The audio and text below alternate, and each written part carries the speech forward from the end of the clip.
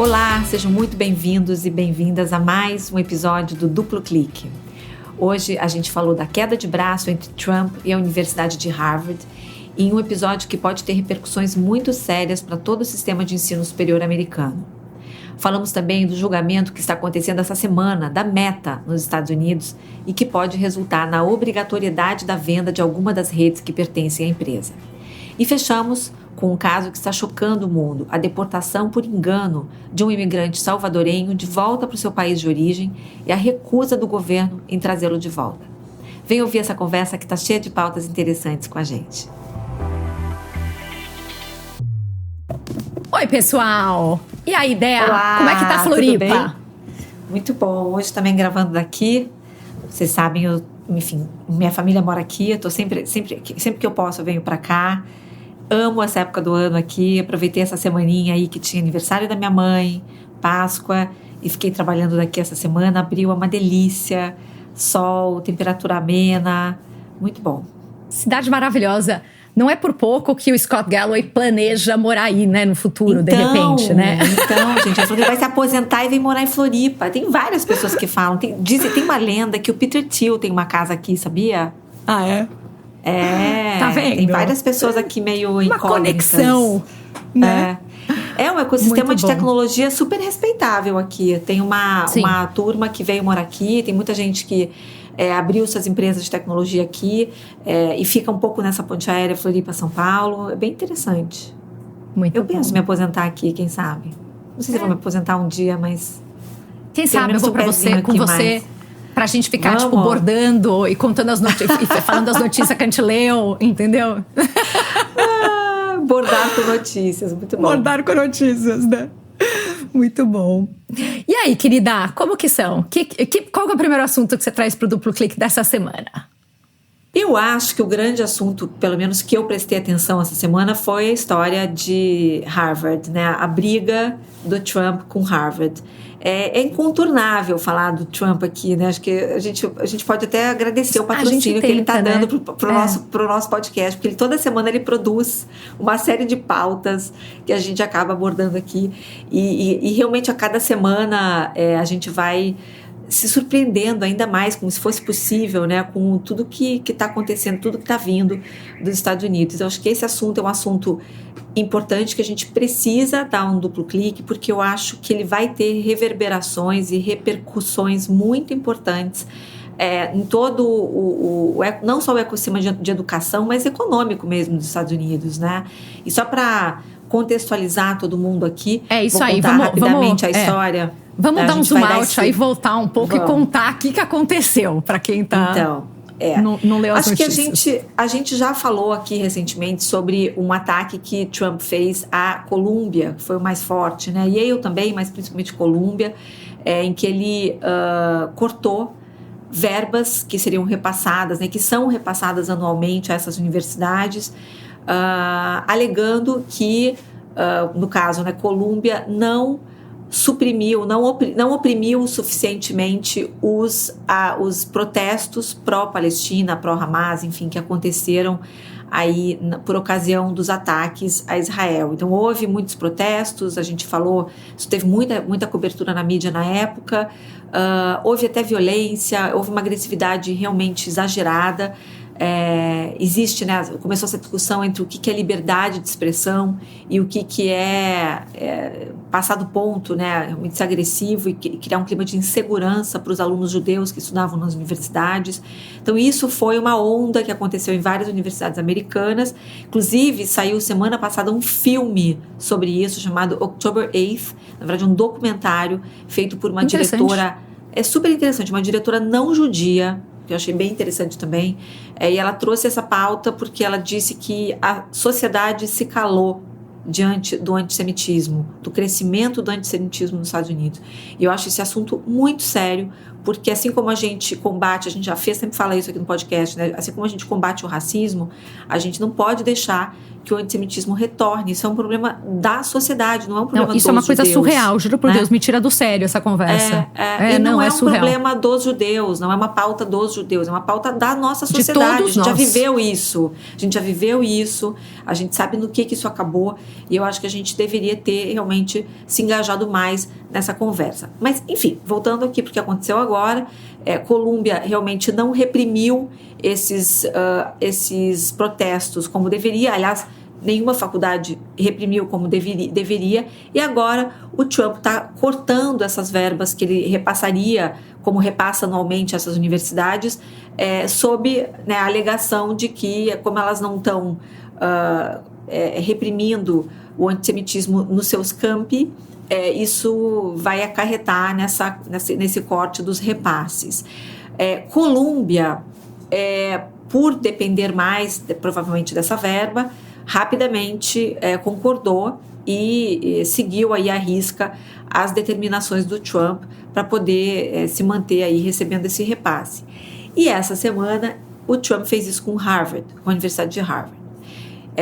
Ele mandou uma carta para a Universidade de Harvard com uma série de exigências para manter esse financiamento, né, do governo americano, incluindo encerramento de programas de diversidade, equidade e inclusão que a universidade mantinha, revisão de políticas de admissão e contratação para eliminar critérios que ele considera ideológicos, colaboração com autoridades federais para entregar, né, enfim, apresentar estudantes internacionais que estavam envolvidos nesses protestos, auditorias externas para garantir que os estudantes podem ter diversidade de opinião, professores e funcionários também, proibição do uso de máscaras em protestos nos campos, e revisão de departamentos acadêmicos acusados de promover viés antissemita. Então, eu acho que ele usou essa pauta do antissemitismo para colocar dentro dessa carta uma série de outras coisas, uma carta longa, deve ter umas 5 páginas, e trazer vários temas que ele considera woke, né? Nessa cruzada dele que já afetou tanto, né, essas políticas nos Estados Unidos, e ele está colocando tudo dentro desse grande balaio, chamando isso somente de antissemitismo, né? Eu acho que tem muitas camadas aí, para usar um termo, né, que está na moda, tem muitas camadas, assim, de fato. Acho que o antissemitismo precisa ser combatido, não só nas universidades, mas nas empresas, enfim, em todos os lugares. Na sociedade como um todo. Na sociedade como um todo. Nas mídias sociais. Nas mídias sociais. Depois a gente entra nesse tópico. Mas o que ele está fazendo nas universidades é o que os americanos chamam de jogar água do banho com o bebê junto, né? Ele está cortando verbas que são muito importantes para manutenção de pesquisas, de professores, de salários, de bolsas de estudo, com essa alegação. Então, eu acho que esse é um ponto muito importante, né? Eu acho que é o que ele está fazendo em outros setores também, né? Ele corta simplesmente, ele proíbe, e aí essa é a maneira de corrigir esses excessos, né? A gente sabe que existem excessos, existem várias coisas que precisam ser corrigidas quando a gente fala de DEI e tudo mais, mas a maneira de corrigir não é simplesmente suspender ou banir, né? E eu acho que o que tem de interessante nessa história de Harvard é que, diferentemente de Colômbia, Harvard resistiu, e o seu reitor respondeu com uma carta de volta, né, para o Trump, rejeitando essas exigências, afirmando que elas violam os direitos constitucionais da universidade e, mais importante de tudo, representam uma tentativa de controle governamental sobre instituições privadas. Então, assim, é uma queda de braço, né? Essas coisas que o Trump tem feito lembram muito um governo autocrático, né, autoritário, e Harvard stood up, né? Se manteve forte ali, disse que a universidade não vai ceder sua independência nem renunciar a seus direitos constitucionais. Resistiu, né? Que a gente estava tentando falar como faz stand-up, como fala, né? Stood up. Isso, porque resistiu. E aí a consequência foi que o Trump finalmente congelou 2,2 bilhões de dólares em financiamentos e está agora ameaçando revogar o status de isenção fiscal de Harvard, porque agora ficou uma queda de braço.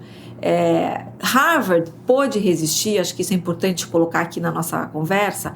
Harvard pôde resistir porque Harvard tem o maior endowment dos Estados Unidos. Endowment é um fundo patrimonial, né? De mais de 50 bi de dólares. Harvard é muito rica, né? E esse endowment, ele vem de anos e anos, décadas e décadas de doações de ex-alunos, de fundações, de famílias, né, que passaram por lá.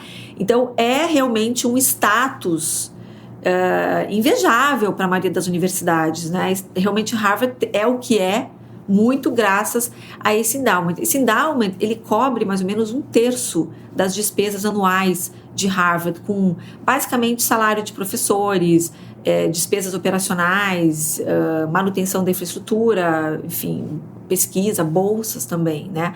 Mas esse fundo é considerável e ele tem um papel muito importante, não só em Harvard, mas, esse repasse, né, essas verbas do governo, elas são super importantes não só para Harvard, mas para todo o sistema de ensino superior dos Estados Unidos, né, que é um sistema muito exemplar para o mundo todo, né? Acho que quando a gente pega assim, as 50 consideradas melhores universidades do mundo, provavelmente 30 são americanas, né? Então, o sistema de ensino americano, de ensino superior americano, é muito respeitado até hoje.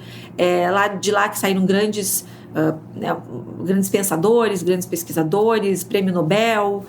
Então, é um ambiente que, por mais que esteja sendo questionado agora com o advento da inteligência artificial e o preço, né, das tuitions, o preço das mensalidades, o valor que custa se formar numa universidade americana, tem levantado questões, né, sobre o endividamento dos alunos, porque os alunos fazem empréstimos para poder pagar uma universidade americana e passam, às vezes, 20, 30 anos pagando. Então, o débito estudantil é uma questão enorme nos Estados Unidos, mas, apesar de tudo isso, ainda é considerado, né, um exemplo no mundo todo.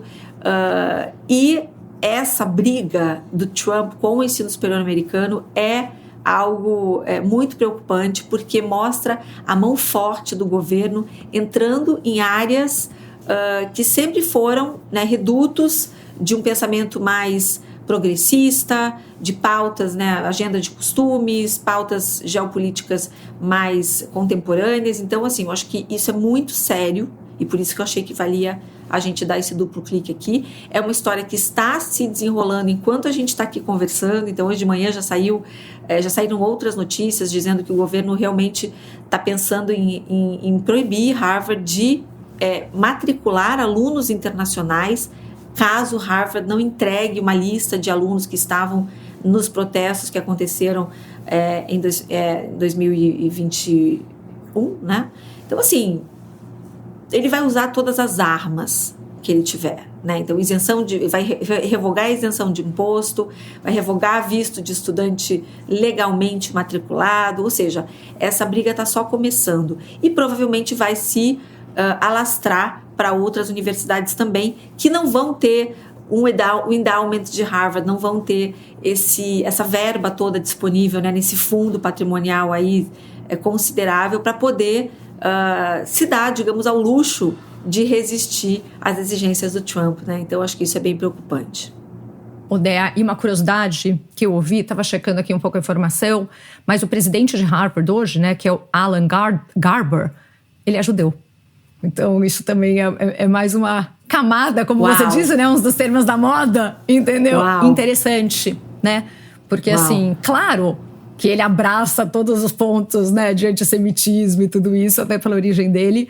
Mas é o que você falou, assim, o que está em jogo aqui é algo muito maior do que isso. Sim. Né? Então, acho que a parte do antissemitismo é uma pauta fácil, de alguma forma, né? De defender. E a própria universidade já declarou nessa carta, que, em resposta ao Trump, que de um ano para cá a universidade já fez uma série já tomou uma série de iniciativas, né, para coibir o antissemitismo no campus. Então, não é que ela simplesmente permite que isso seja uma pauta relevante entre os alunos, ela já tomou uma série de atitudes e isso deveria ser levado em consideração, digamos assim, nesse corte que o Trump está fazendo, mas não está sendo considerado.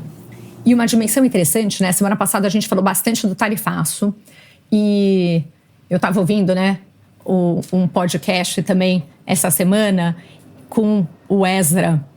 Qual que é o sobrenome do Ezra? Deixa eu ver. Ezra Klein. Ezra Klein. Do New York Times, que é um cara incrível, tem um podcast e tudo. Ele acabou de lançar um livro, né, falando sobre a abundância e criticando, né, ele é democrata, mas criticando o governo democrata de que eles são muito mais focados no processo do que no objetivo. E no meio dessa discussão toda, né, estava tendo uma discussão sobre as tarifas e o questionamento dele é: qual que é o objetivo disso tudo? Né? Assim, onde o governo Trump quer chegar? O que daqui a 2 anos a gente pode olhar como métricas, né, como KPIs e falar bacana, atingiu ou não atingiu? E aí, se o objetivo é você aumentar a presença de empresas, de indústrias, trazer mais investimento para os Estados Unidos, por um lado, você poderia defender que as tarifas vão fazer isso, mas por outro, precisaria ter uma estabilidade nos Estados Unidos para isso acontecer, desde, né, não ter mudanças toda hora de custos e coisas assim, que acaba trazendo uma instabilidade, as empresas não vão querer investir nos Estados Unidos com essa instabilidade toda. Até isso, assim, né, os Estados Unidos, parte do poder que os Estados Unidos têm é porque os Estados Unidos foi uma nação, estou usando no passado foi, porque atualmente eu acho que não está sendo, né, que era o sonho de desejo de um monte de gente no mundo e que conseguia atrair pelas universidades, por tudo isso, os maiores talentos do mundo, né? Conseguia fazer um monte de coisa. E a hora que você começa a ver essas políticas, elas são totalmente contraditórias, né? Então, assim, a gente vê o que está acontecendo em Harvard, o que está acontecendo com a estabilidade lá. E você fala, cara, não faz sentido, né? Parece uma briga pessoal, assim. Sim, você tá uma pirraça. Contra. É uma pirraça, quase assim, uma pirraça. Né? Você quer ser feliz ou ter razão, né? Você quer aumentar a economia americana ou você quer levar até os problemas pessoais? Ele tá interferindo, acho que por conta dessa, que a gente está chamando aqui de pirraça, ele está interferindo com programas que existem há muitos anos, por alguma razão. Existe uma razão para as coisas serem como são, né? Esse programa de repasse de verbas federais para as universidades americanas acontece desde a Segunda Guerra Mundial, né? Foi um acordo feito naquela época para financiar pesquisas em áreas que eram consideradas cruciais para o progresso, para o desenvolvimento americano, né? Como medicina, defesa, tecnologia, né? Ciências. Então, essa colaboração tinha como objetivo principal fomentar a inovação. Então, os Estados Unidos está cortando coisas que o levaram a ser o que ele é, né? E, ao mesmo tempo, ele quer continuar brigando com a China, onde o governo tem uma participação assim, gigante nessas pautas, né, que são importantes para o crescimento da China. Eles têm um plano chamado Made in China 2025, né, que é um plano antigo que eu conheci quando estive lá em 2019, que eles mapearam algumas áreas como robótica, computação quântica, inteligência artificial, nem se fala, e distribuíram verbas do governo, o governo distribui verbas de forma muito planejada e estruturada para cada uma dessas áreas, com metas muito claras de quando vamos chegar lá, de que forma, né? Tem um roadmap, tem um mapa para chegar em cada um desses objetivos, tem um horizonte de tempo, tem o plano contempla assim, estágios, né? Por exemplo, ser líder mundial em inteligência artificial era uma meta de 2030.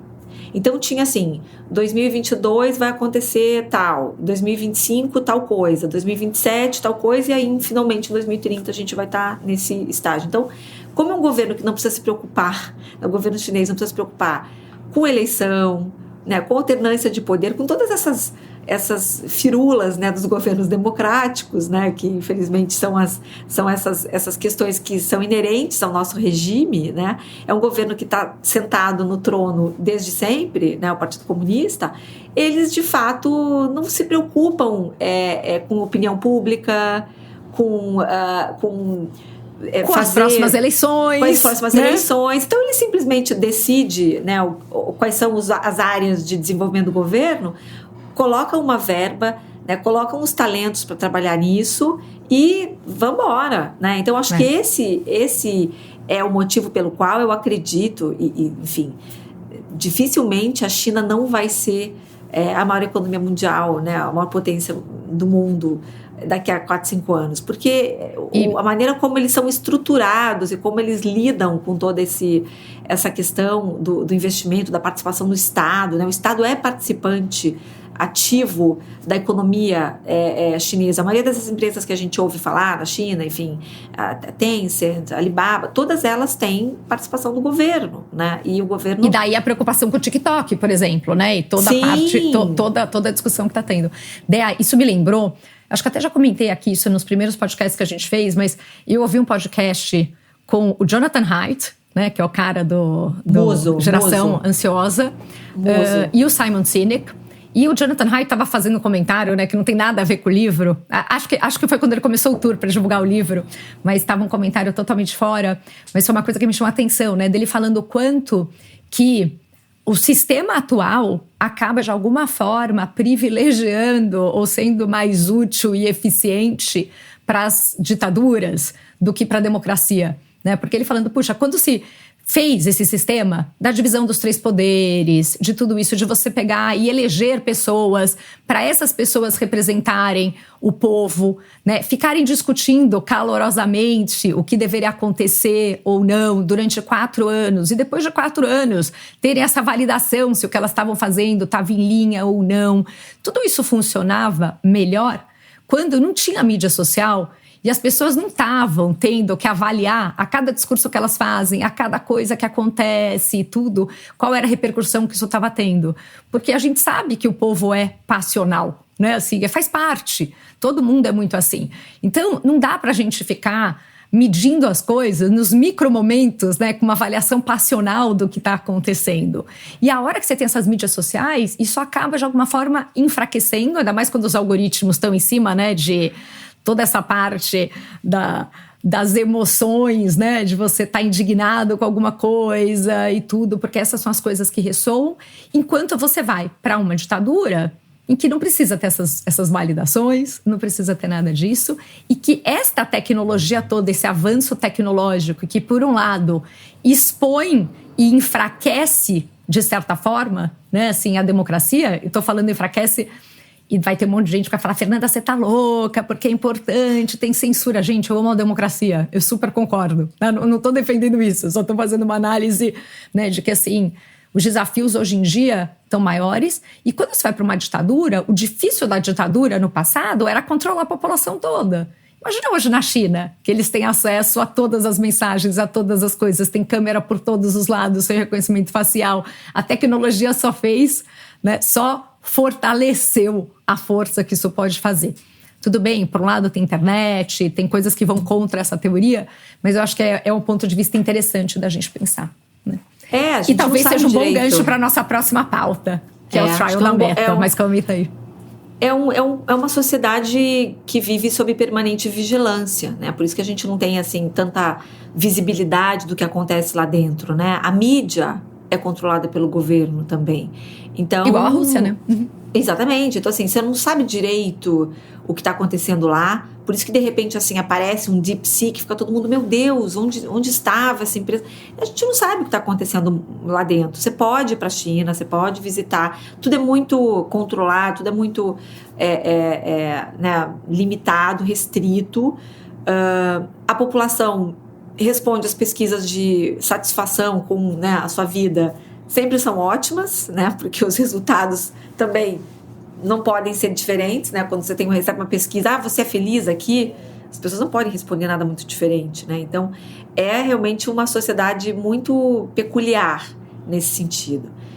E por isso que eu acho que eu amo e adorei ir para a China. Quando eu fui para a China, eu voltei muito encantada, porque mexe com a gente quando você está lá, porque você vê que realmente... quero tanto ir, não fui ainda. Então, vamos combinar de juntas. Vamos. Mas eu acho que a questão da China é que você volta de lá muito mexido. Faz uma viagem da Oxygen, vai, pra gente ir para a China. Tem muita gente pedindo, a gente vai fazer. Porque tem uma coisa de você estar sob um regime que você sabe que é autoritário e que você sabe que é ruim, né? E que é muito melhor você viver numa democracia. Mas, ao mesmo tempo, tudo funciona. Então, assim, a segurança, por exemplo, só para citar um ponto que é um dos nossos pontos fracos aqui, né?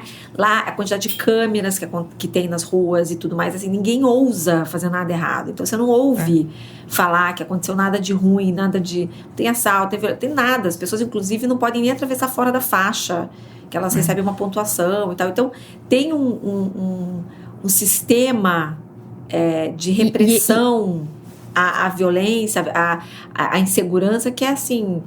É muito positivo, não dá para negar. Pelo menos no Brasil, esse tema segurança é o maior gancho da galera que, de alguma forma, né, assim, suporta, né, ou suportou as discussões todas do Bolsonaro, né, contra a democracia. Isso pega muito era melhor pessoas. O exército ir lá. Então, quer dizer, isso pega acho que esse é um para as ponto, pessoas. Né? Isso, dependendo de onde você vive, isso pega muito para as pessoas. Né? Se você mora numa cidade hoje como São Paulo, que está vivendo... Não sei, não me lembro. Moro em São Paulo há 11 anos, 12 talvez. Eu não me lembro de uma época pior em termos de sensação de insegurança como agora. Eu moro há 47 anos. Eu acho que sei lá, eu tenho a sensação que sempre teve, não sei. Mas... eu talvez por essa sensação não ser paulistana... Por não ser paulistana, talvez a gente sinta um pouco mais a gente compare um pouquinho mais. E eu acho que agora a gente está num momento horroroso. Assim, não me lembro de outra época em que a gente visse... Mas tinha uma época que tinha muito sequestro de manhã, sabe? Essas coisas de levar em caixa eletrônico. Eu não sei, eu sou otimista, né? Então eu acho que às vezes a sensação... Mas é isso, é a sensação. Odea, e a gente estava falando da China, eu lembrei do Jack Ma, né?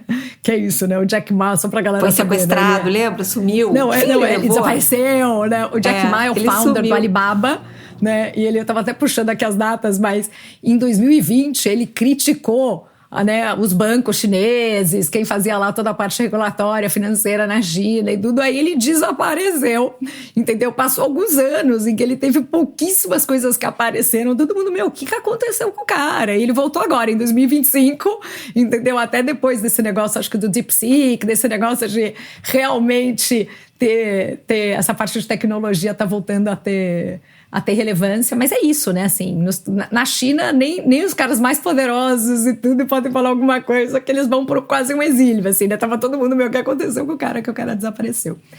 Odea, e aí, mas 2 assuntos que eu acho que seria super legal, não sei se a gente vai ter tempo para os dois têm a ver com isso, né, o trial, né, o julgamento. Julgamento, Fernanda, trial. A gente tá tentando falar português melhor, tá?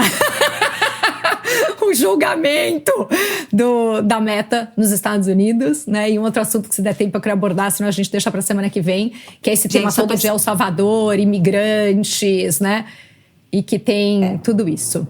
O Miguel já tá lembrando que a gente já tem 25 minutos, então não sei se vai dar os dois. Mas só para explicar, porque as nossas fontes, são todas assim, tipo New York Times, Financial Times, Atlantic. A gente lê muito essas notícias para poder trazer. E aí a gente acaba engasgando, às vezes, com umas palavras. A gente fica totalmente analfabeta. Essa situação ridícula, né? De ficar falando em inglesado. Mas tudo bem, né, gente? Vocês suportam a gente mesmo assim, senão vocês não estariam ouvindo. Mas vamos lá, o que está acontecendo, então, nesse julgamento aí da Meta, né? O FTC, que é o órgão que regula toda essa parte, né, de fusões, aquisições e tudo nos Estados Unidos, né? Ele está acusando a Meta de manter um monopólio por serviços de redes sociais pessoais, né, nos Estados Unidos, principalmente depois da compra do Instagram, que aconteceu em 2012, e da compra do WhatsApp, que aconteceu em 2014, e, segundo eles, para eliminar os concorrentes, né? E ele está pedindo para a Justiça obrigar a Meta a desmembrar esses 2 ativos, né? Então, o que pode estar em jogo aqui, né, num extremo de um processo que vai ser longo, né, e vamos ver o que vai acontecer e tudo, é talvez a obrigação de quebrar, né, e efetivamente vender esses 2 ativos. A tese que eles falam é que o Facebook hoje tem 80% desse mercado, né, e eles consideram o mercado de empresas que têm como objetivo conectar amigos, família, então efetivamente ser uma rede social, né? Segundo eles, o TikTok e o YouTube são outros mercados, né? Porque eles focam no consumo de conteúdo de criadores e não nessas relações pessoais, enquanto a defesa da Meta é que esse mercado, da forma que ele foi definido, ele está muito restrito e ele não é desse jeito, né? Eles falam que eles sim concorrem com o TikTok, Snapchat, YouTube e num mercado muito maior. E o que o FTC fala é que essas aquisições acabaram reduzindo a concorrência, né? Então, assim, tem muito anúncio, tem menos privacidade, tem menos opções para anunciantes, para os usuários, e que, no fundo, a Meta acaba tendo um poder muito grande aí de mercado. E a Meta, por outro lado, defende que os consumidores ganham com isso, porque sem o capital e a infraestrutura da Meta, o Instagram e o WhatsApp não seriam tão grandes, né? E, na minha opinião, isso é verdade, que eles cresceram muito na mão da Meta, e que o mais importante é o efeito final, né? E que essas intenções que, na verdade, eles buscaram, né? E parte disso foi através de todos os whistleblowers, né? As pessoas que informaram, como que é whistleblowers, né? Não sei, mas as pessoas que denunciaram, perfeito. Mas whistleblowers é denunciantes, né? Não tem a mesma força também, gente, falar em português. É muita pena falar whistleblower em português, porque perde a força. Perde um pouco da força, né? Mas as pessoas que... Delatores. Boa, que saíram dessas empresas, né? Acabaram abrindo informações confidenciais e cartas, e-mails. Cartas é bonito, né? Numa empresa assim, né? E-mails e tudo isso, de quais eram as intenções deles. E eles mostram, né, que assim, até mensagens do próprio Mark Zuckerberg falando, puxa, assim, o Instagram é muito forte, eles estão crescendo muito, eles são uma ameaça, o WhatsApp também, o melhor é a gente comprá-los, querendo dizer que tinha essa intenção. E aí, gente, assim, eu não sou, né, eu critico com bastante facilidade o Mark, que isso fique claro, né, e algumas intenções da Meta, mas isso é uma coisa que acontece no mundo de tecnologia, né, não é uma coisa tão diferente do que uma série de empresas, quando estão adquirindo alguém ou pela sua base de usuários, ou pela tecnologia que tem, né? E muitas vezes acaba tendo isso, então não podemos dizer que isso é uma coisa exclusiva. E eles agora estão ouvindo uma série de testemunhas, o Mark Zuckerberg já testemunhou, né? A gente já teve aí também a testemunha da Sarah Williams, né? Que foi quem escreveu o último livro falando sobre a Meta, que inclusive foi um livro que gerou bastante repercussão, porque a própria Meta, eles avisaram só do lançamento do livro super em cima, e a Meta tentou bloquear toda a divulgação e conseguiu bloquear a parte da divulgação nos Estados Unidos. Isso acabou sendo a grande divulgação do livro, né? Mas ela também falou, então ela já testemunhou. Talvez a Sheryl Sandberg, que é uma pessoa super famosa, que fez carreira no Facebook, testemunha, então tem muita gente aí acontecendo. E existem todos os bastidores políticos, né, gente? Assim, aí quando você começa a entender, né, o que está acontecendo hoje e o que está em jogo, não é uma grande surpresa da virada de discurso que o Mark Zuckerberg fez, né? Falando em apoiar o Trump, em apoiar free speech, em tirar toda essa parte de moderação de conteúdo das plataformas, porque realmente tem muita coisa em jogo. Tá? Se a Meta vencer, nada muda, tudo continua do jeito que tá, né? E vai ser um sinal fraco para novas ações de desfazer fusões antigas, porque isso também é algo difícil, né? Porque essas fusões foram aprovadas na época.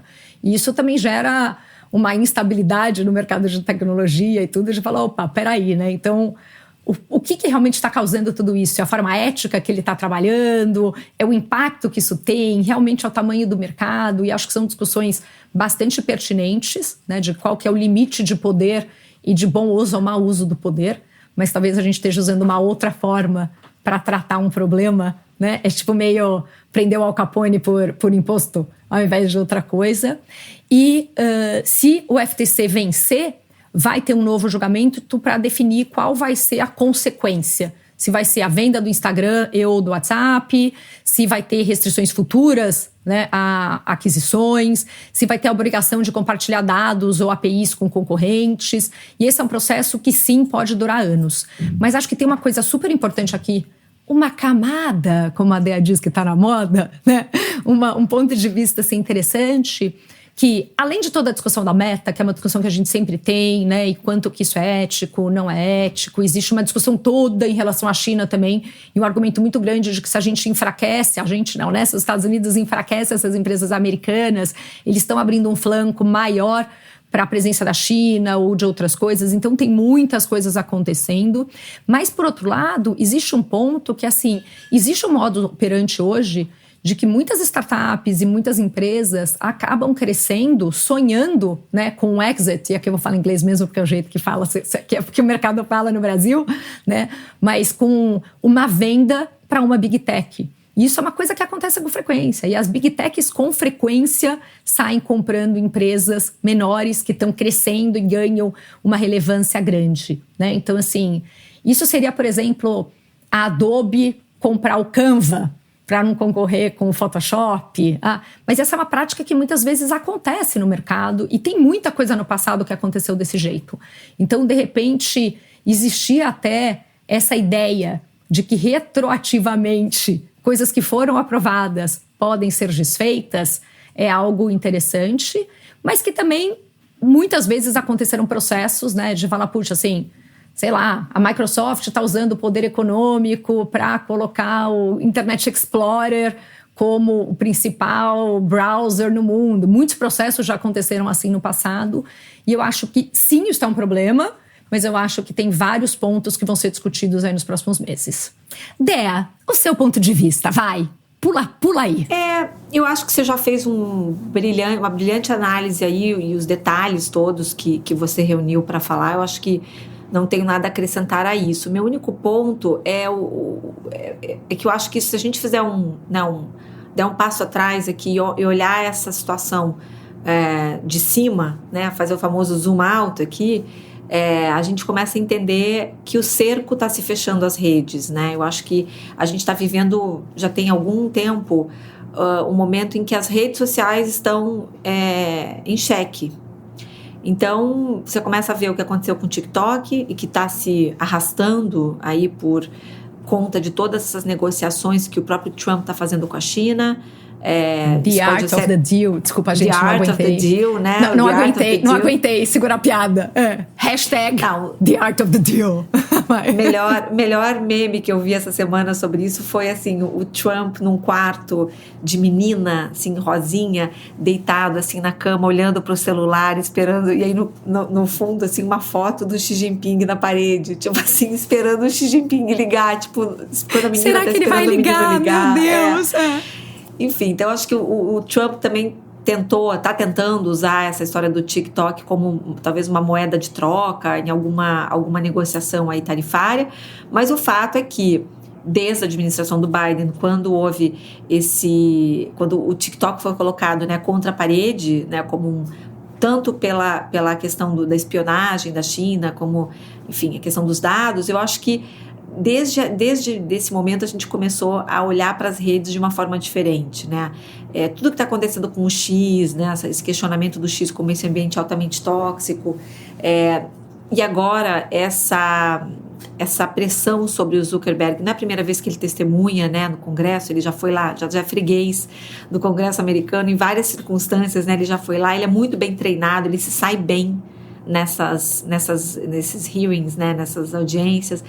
E eu acho que isso é parte de um momento maior, de um momentum, né, em que a gente está passando a entender e questionar o papel das redes sociais na nossa vida, na sociedade, na forma como a gente se organiza. Eu acho que essa ficha está caindo, basicamente, né? E eu acho que também assim, a importância ética, né, Dea? Porque você vira... Tá todo mundo, né? Eu recebi em vários grupos, assim, olha que legal, agora o Instagram tem controle parental para conta de adolescente. Tipo, juro por Deus, né? Eu olho e falo, nossa, os caras só estão, 10 anos atrasados nisso, né? Então, assim, já podiam ter feito há tanto tempo. Até o TikTok, que é uma empresa chinesa, já tem isso há muito mais tempo.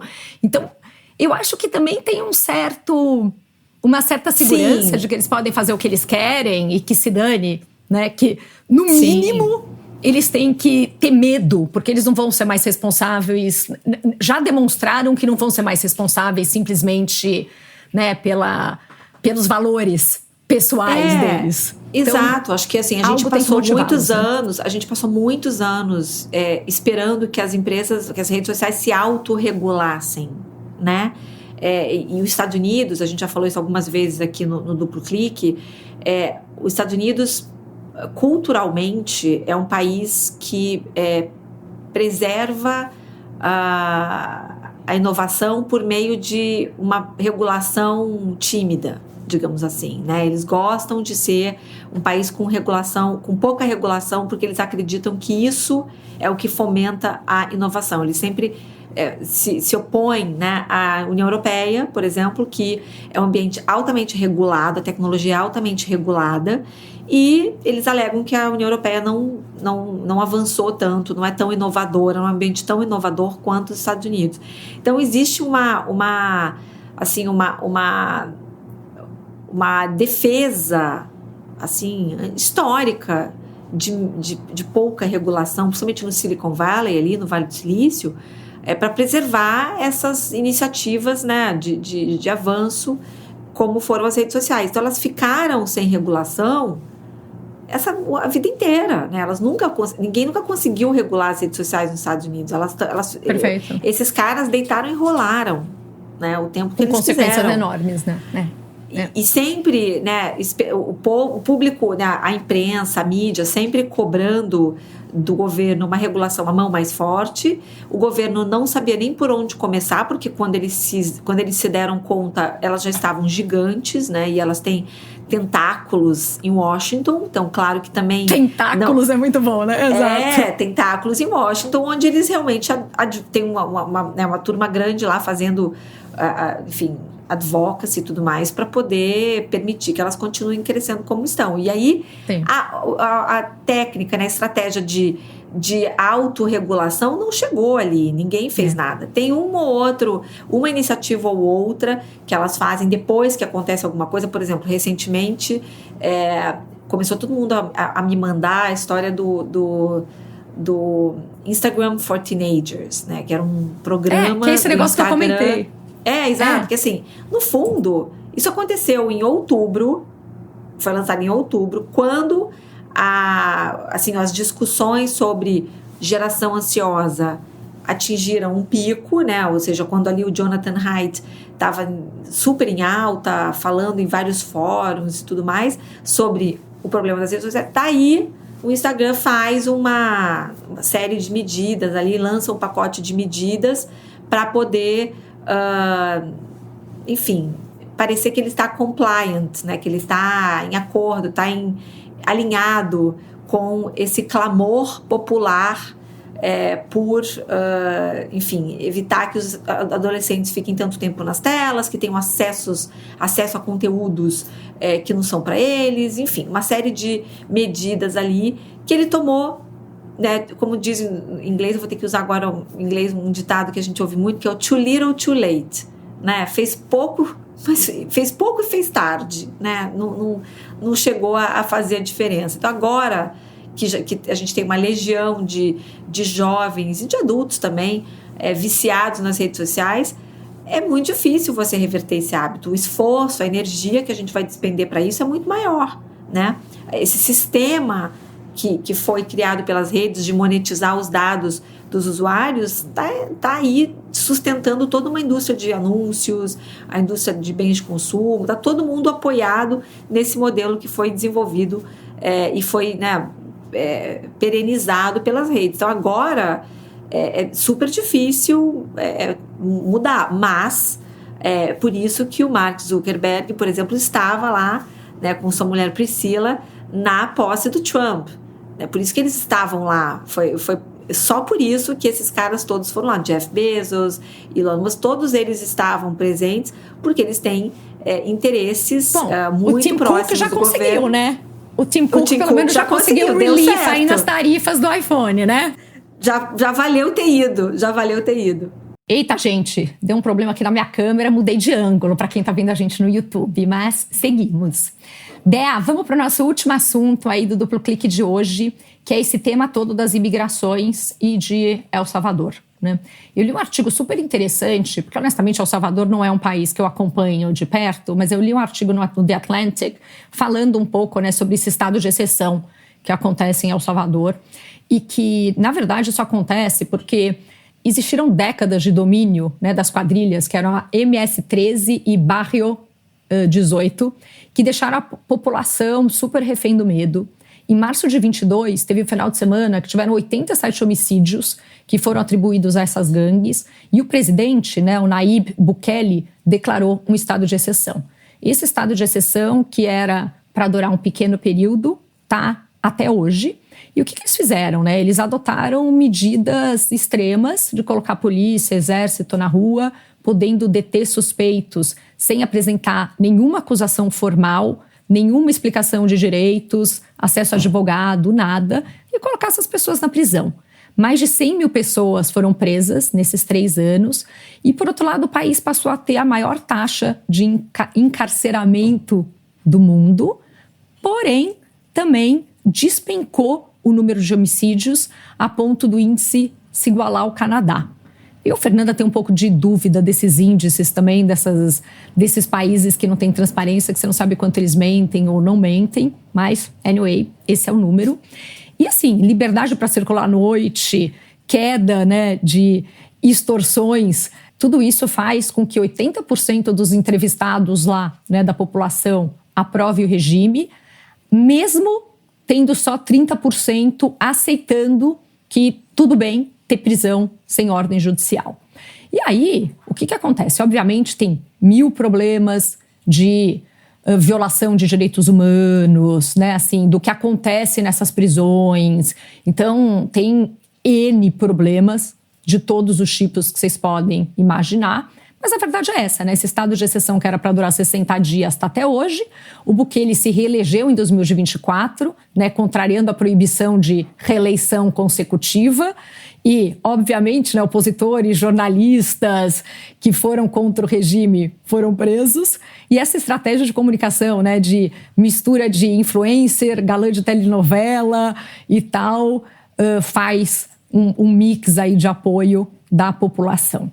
Então, existe um sistema lá que é um modelo, né, assim, que de ditadura, né? E muito que você estava falando, né, Déia, de quando você fala de segurança e quanto que essa insegurança extrema acaba sendo o motivo para tudo isso.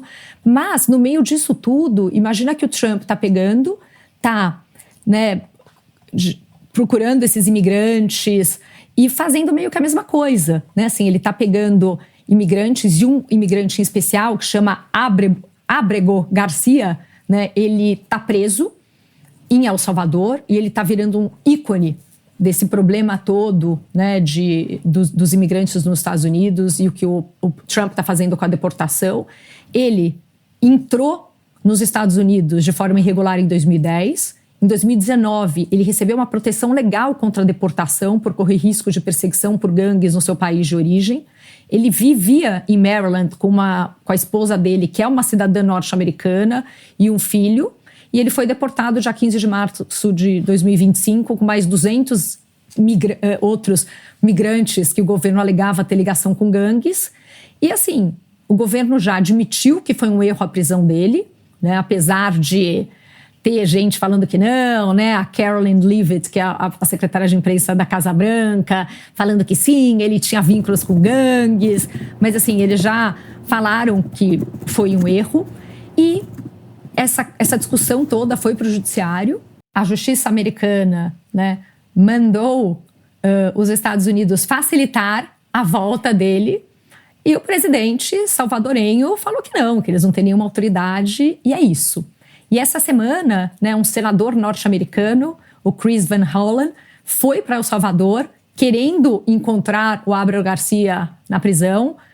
Parece que esse encontro não aconteceu, pelo menos até agora na gravação desse podcast, mas isso está virando um símbolo muito grande, não só dessas políticas, né, e desse abuso em que você não tem nenhum direito e, de repente, podem te colocar num avião, te mandarem pro seu país de origem ou para El Salvador, para uma situação, né, em que você não vai ter acesso a nenhum tipo de defesa jurídica. E esse erro não tem volta. É isso, né? Ah, que pena, collateral damage. E, na verdade, é uma pessoa. Como isso também está sendo símbolo dessa briga entre o que o governo Trump pode fazer, o que né, judicialmente está sendo questionado e o quanto o governo está peitando as decisões judiciais e realmente ignorando os 3 poderes, rule of law, né, o Estado de Direito e tudo isso e fazendo o que quer. Eu acho que isso também vem dentro desse pacote, né, também fazendo um zoom out aqui, de criar esse clima de pânico, de medo, de insegurança entre pessoas que moram ou que, né, que viajam para os Estados Unidos com todos os seus documentos em ordem. A gente não está falando aqui de imigrantes ilegais, a gente não está falando de quem está tentando ficar escondido nos Estados Unidos, a gente está falando de pessoas que têm seus documentos em dia. E eu tenho ouvido cada vez mais, eu falei no episódio passado sobre a questão dos alunos internacionais que estão tendo, alguns estão tendo seus vistos revogados sem nenhuma explicação plausível, assim. E eu tenho ouvido agora de pessoas que estão tendo seus vistos negados antes de ir para os Estados Unidos, né? Eu soube ontem de uma jornalista que estava indo fazer uma cobertura de um evento nos Estados Unidos e teve o seu ESTA negado também. Então, são coisas estranhas, porque aparentemente são pessoas que não têm nenhuma ligação com o que ele alega estar perseguindo, né? Quer dizer, essa questão dos protestos, das opiniões políticas, mas o que está por trás disso, né? Por que agora virou uma gincana viajar para os Estados Unidos? Eu vou viajar daqui a 3 semanas para os Estados Unidos, para a formatura da minha filha. Eu já começo a me perguntar, será que ele escuta que a gente brincou, né? Será que eles vão ouvir o nosso podcast? Vão ver que a gente está criticando o Trump? Oh my God! Colocar numa lista Estamos aqui, na plataforma da Meta, não, no TikTok. Exato. Então, God. assim, é muito assustador que isso esteja acontecendo, né? Então, as pessoas... você veja, uma jornalista brasileira que ia cobrir um evento nos Estados Unidos para um jornal brasileiro teve seu visto negado. Será que é porque ela é jornalista? Será que existe talvez uma lista ali de profissões ou de perfis que não são bem-vindos nos Estados Unidos, e a partir disso a gente vai começar a ouvir mais isso daqui a pouco vai ficar mais comum, e aí se cria esse clima de medo para poder viajar para lá. A gente já está vendo muito essa questão da hostilidade com turistas, né? Já estão saindo várias matérias em jornais americanos, jornais europeus, falando sobre europeus que também estão sendo barrados, também estão sendo levados para a salinha, também não estão recebendo seus vistos. E eu acho que então isso está virando uma coisa importante. E eu acho que, claro que existe isso, mas tem uma coisa de que esse conceito do sonho americano, de quero ir para os Estados Unidos, e dos Estados Unidos como o grande sonho e, consequentemente, o influenciador cultural e tudo no mundo, vai mudando, né? Assim, cara, uma pessoa que, de repente... Eu conheço gente que foi para os Estados Unidos, não tinha visto e ficou lá até conseguir sair o green card, não podia voltar. Mesmo assim, acho que não passa mais pela cabeça alguém fazer uma coisa dessas hoje em dia, com os riscos que existem. Né? E aí o objetivo dele foi atingido, então, né? Então, assim... Exato, acho que foi, né? Eu acho que hoje, não me passa pela cabeça alguém em sã consciência, com as informações todas que tem hoje, fazer um passo desses, né? E também esse lance todo de que, assim, se o objetivo é trazer a indústria de volta, né? Será que mão de obra barata, porque não é o americano que quer ficar lá apertando o mini parafuso do iPhone, né? Que a gente estava brincando. Não é um ponto necessário? Quem vai reconstruir Los Angeles? Qual que é o papel desses imigrantes? Quem que eles vão tirar? Então, acho que tem muitas coisas aí nesse conceito. E aquela coisa, eu acho que faz todo sentido e todos os americanos concordam de que o objetivo não é ter o cara criminoso como imigrante lá. Eu acho que esse cara tem que ser deportado mesmo, se ele é criminoso, na minha opinião pessoal. Só que precisa ter evidências, precisa ter lei, Sim. Precisa ter direitos, precisa ter tudo isso. Não dá para usar um estado de emergência para pegar quem é tatuado, né? Porque eles assumem que o cara que é tatuado tá numa gangue, tacar num avião, beijo, e depois descobre que cometeu um erro, que era um cara que estava lá legalmente, que era casado com uma americana, e tudo isso, e fala, agora não tem jeito, porque o cara já foi jogado numa prisão e esquecido lá, né? Sim, isso é uma coisa extrema e eu acho que isso está gerando essa repercussão, porque precisa realmente, isso é uma violação de direitos humanos, né? Isso coloca os Estados Unidos realmente numa situação muito delicada perante a comunidade internacional, né? Mas eu acho que a gente está entrando, eu acho que isso, sem dúvida, é um dado super importante, mas só lembrando aqui que casos isolados menos emblemáticos estão acontecendo todos os dias com turistas, né? Pessoas que estão tentando entrar nos Estados Unidos, né? Então, assim, por exemplo, em março de 2025 já teve uma redução de 17% na chegada de visitantes europeus em comparação ao ano anterior, né? Reserva de hotel de europeus nos Estados Unidos para o verão já caíram 25%.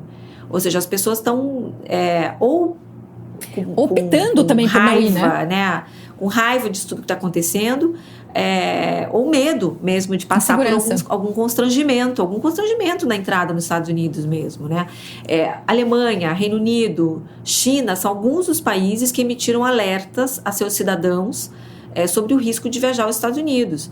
E aí a gente volta depois para as pessoas, como eu mencionei, né, no último podcast, que os estudantes continuam recebendo avisos das suas universidades. Então, existe realmente um clima de insegurança, um ambiente de insegurança nos Estados Unidos, que se por um lado era o que o Trump queria criar, né, tipo, não quero que ninguém venha para cá se não tiver enfim, dinheiro para gastar ou for quanto fazer que é o um Golden trabalho, Visa? Quantos né? milhões de dólares? Exato, 5 milhões de dólares o Golden Visa.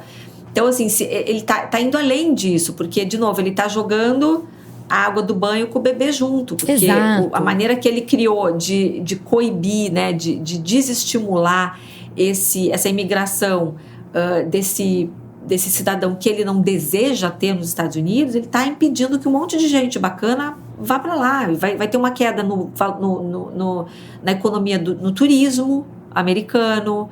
Isso vai ter impactos, gente. Assim, essas medidas que a gente está vendo agora vão ter impactos assim, tão grandes nos Estados Unidos como um todo. E tem americanos... Eu li uma notícia em algum lugar, agora não vou saber citar a fonte, minha memória falhou aqui, mas de que tá tipo um recorde de americanos pedindo cidadania em países europeus, né, que tem direito. Sim. Então, assim, ter 2 passaportes, o que pra gente já é uma coisa que a gente sabe que é um benefício, né, é algo que a gente, de repente, vai dar mais possibilidades pros filhos e tudo isso, tá virando um tema pros americanos, que não era.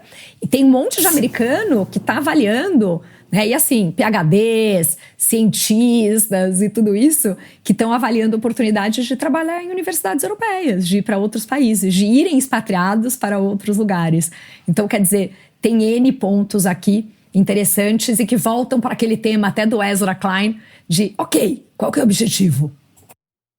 Inclusive, agora com os cortes das verbas para as universidades, talvez esses professores tenham que procurar emprego em outras universidades. Em outros lugares, porque né?